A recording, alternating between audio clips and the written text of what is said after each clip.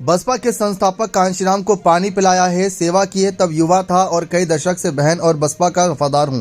मुझे भरोसा है कि अगले 3-4 दिन में पार्टी के प्रमुख मायावती पार्टी हित में कोई बड़ा फैसला लेगी।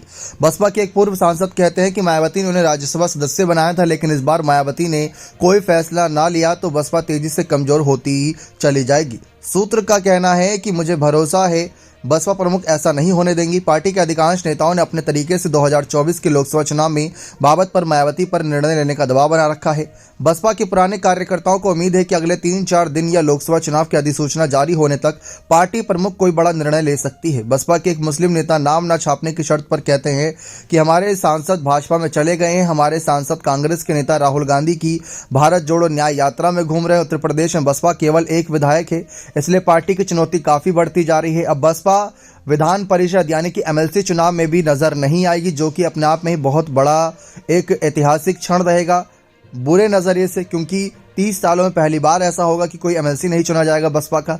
मायावती अपने एक निर्णय की घोषणा कर चुकी हैं। उन्होंने कहा कि लोकसभा चुनाव के समय बसपा अकेले ही चुनाव लड़ेगी। बसपा के जौनपुर से सांसद श्याम सिंह यादव कहते हैं कि उनकी इस घोषणा को सभी जानते हैं। श्याम सिंह यादव कहते हैं कि बसपा प्रमुख आगे क्या निर्णय लेंगी ये उन्हें कैसे मालूम हो सकता है। बसपा के पूर्व सांसद कहते हैं कि इसके बाद केवल 2 संभावना है। पहली ये कि मायावती विपक्ष के नेताओं के साथ तालमेल करे और उत्तर प्रदेश में बसपा गठबंधन की साझेदार बने।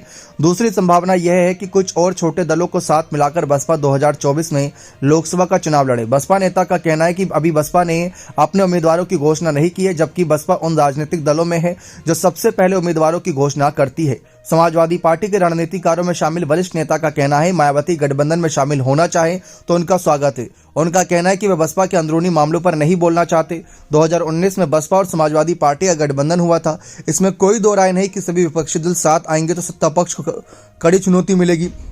उत्तर प्रदेश कांग्रेस के एक बड़े नेता अभी भी आश्वासन में हैं। समाजवादी पार्टी ने 31 उम्मीदवारों की घोषणा की है, कांग्रेस ने भी अपने उम्मीदवारों की घोषणा नहीं की है। सपा और कांग्रेस में सीटों के तालमेल की सूची सामने आ चुकी है, लेकिन अभी हमारे पास इंतजार करने का विकल्प बचा है। इस चर्चा में शामिल होते हुए समाजवादी पार्टी के एक पूर्व एमएलसी का कहना है कि बसपा मायावती किसी कारण से गठबंधन में आने से संकोच कर रही है। यह कारण राजनीति में सभी को पता है। बसपा के पूर्व सांसद ने कहा कि हमें इस कारण के बारे में कुछ नहीं कहना, हम केवल इतना कह सकते हैं कि बसपा को सत्ता में हिस्सेदारी के लिए संसद और विधानसभा में अपनी संख्या बढ़ाने पर कड़े निर्णय लेने चाहिए, और अगर मायावती ऐसा नहीं करती हैं तो पार्टी को लगातार कमजोर करने का ही काम करेंगी। बने रहे चैनल के साथ। बहुत बहुत धन्यवाद।